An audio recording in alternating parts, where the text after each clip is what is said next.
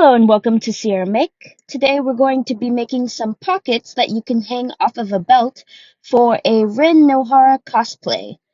Here I've just got an old pillowcase that I'll be using for fabric, so I just seam ripped it apart to get a nice piece that I can use.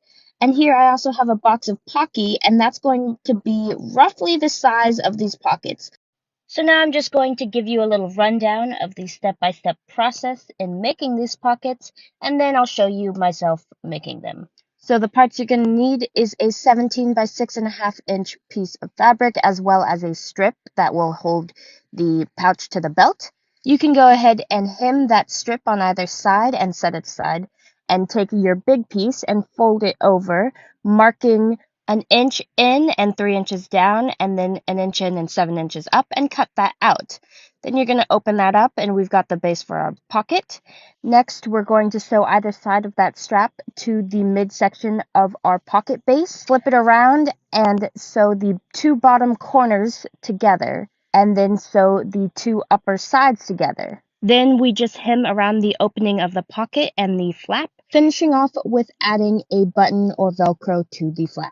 With that explanation done, let's jump into doing it with the fabric.